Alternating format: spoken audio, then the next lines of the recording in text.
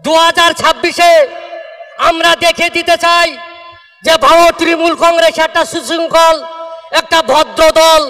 নওশাদ সিদ্দিকের মতন notorious criminal আমরা নই। কারণ 2023 সালে নওশাদ সিদ্দিকের নেতৃত্বে এই ভাঙড়ে বোমের বারুদের গন্ধে ভাঙড় দূষিত করে ফেলেছিল। যে নওশাদকে এই শওকত সহ্য করতে পারে না, তার সারাক্ষণ তার পার্টির লোকেদের পেছনে হাত ধুয়ে পড়ে আছে। আর আমি তো বলবো এইসব করে করে নওশাদ সিদ্দিকী আজকে তারা বড় লিডার করে দিয়েছে। আর আমি তো বলবো এইসব করে করে নওশাদ সিদ্দিকী আজকে তারা বড় লিডার করে দিয়েছে। এটা তার জন্য খুব প্লাস পয়েন্ট। আজকে তিনি যে এত এবং প্রত্যেকটা মিডিয়া চ্যানেল যে তার কাছে ছুটে যায় তার থেকে জানতে রাজ্য রাজনীতি নিয়ে কেন ছুটে যায়, এদের কারণে। আজকে নওশাদ আমাদের পশ্চিমবঙ্গের রাজনীতির একটা বিশাল বড় মুখ, এবং সেটার জন্য একমাত্র কারণ হচ্ছে এই যে আপনার শওকত মোল্লা এবং তার পার্টি এত অত্যাচার করেছে ওর পেছনে, যার ফলে মানুষ আজকে ওকে চায়।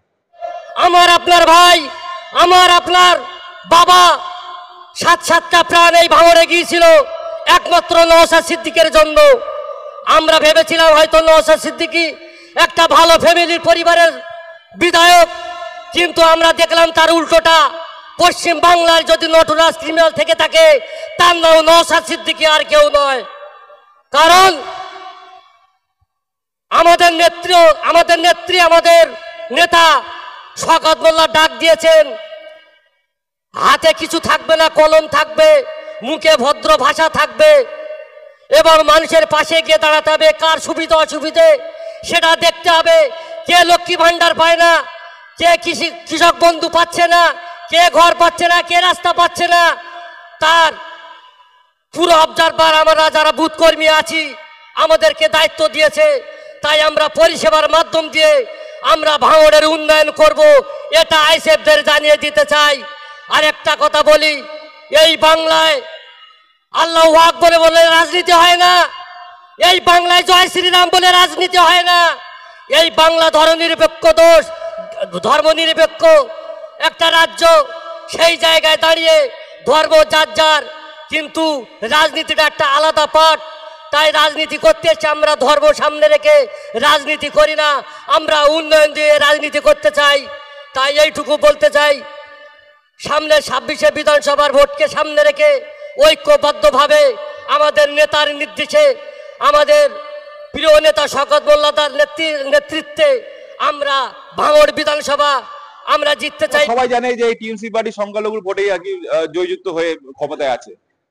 যদি সেখানে তাকে সেখান থেকে যদি কিছু ভোট আপনার আইএসএফ এর কাছে চলে যায়, কিছু ভোট যদি আসাদুদ্দিন ওয়াইসির কাছে চলে যায়, কিছু ভোট যদি আরো যারা আছে ছোট ছোট দল আম আদমি পার্টি এখানে আছে তাদের কাছে চলে যায়, তাহলে তো ভালো। তো সেটা এই যেভাবে হোক এই যে আপনার চোরের রানী তাকে গদিচ্যুত করতে হয়।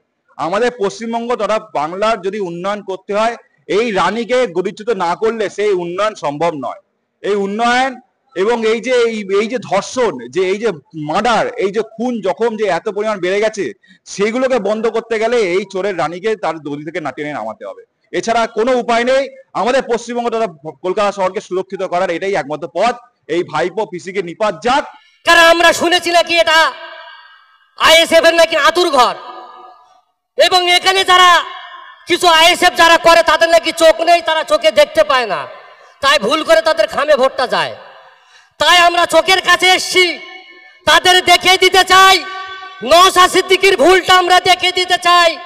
এবং আমরা ভাঙড় তৃণমূল কংগ্রেস আমরা প্রতিজ্ঞাবদ্ধ, বিনা রক্তপাতে, বিনা বোমায়, বিনা বন্দুকে আমরা বিধানসভা 2026 আমরা দেখিয়ে দেব, এবং আমাদের শওকত মোল্লার নেতৃত্বে বিনা রক্তপাতে ভোট হবে এবং আমরা জিতব।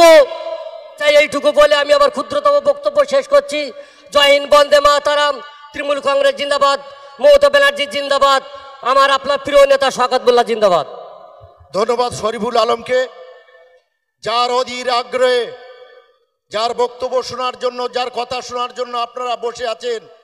রাজ্য তৃণমূল কংগ্রেসের সাধারণ সম্পাদক, দক্ষিণ 24 পরগনার তৃণমূল কংগ্রেসের অভিভাবক, ক্যানিং পূর্বের বিধায়ক, আমাদের অবজারভার, আমাদের সেনাপতি, ভাঙড়ের উন্নয়নের কাণ্ডেরই শ্রদ্ধেয় শওকত মোল্লাকে তার মূল্যবান বক্তব্য রাখার জন্য আমি অনুরোধ করব। এবং বাংলার ভালো করুক, এবং এবার বাংলা পারলে সামলা।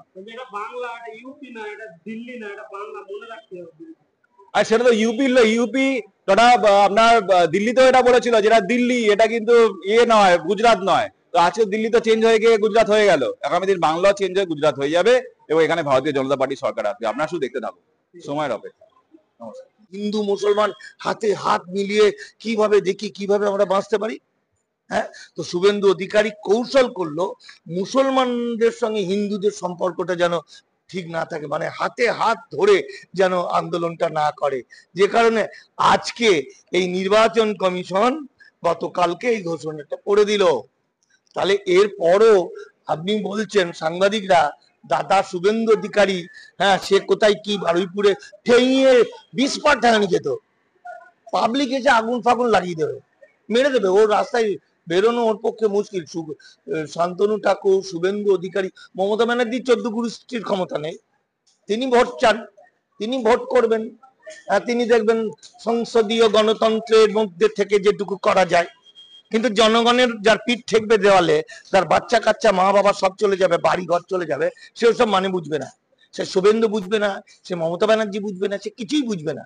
এমনকি মমতা ব্যানার্জি মুখ্যমন্ত্রী যে এই মানুষগুলোর পক্ষে, তো পক্ষেটা তো পক্ষের মতো বলতে হবে, গ্রামে গঞ্জে মানুষদেরকে বোঝাতে হবে, তার পার্টির এত কর্মী আছে, মানুষগুলোকে সচেতন করতে হবে না?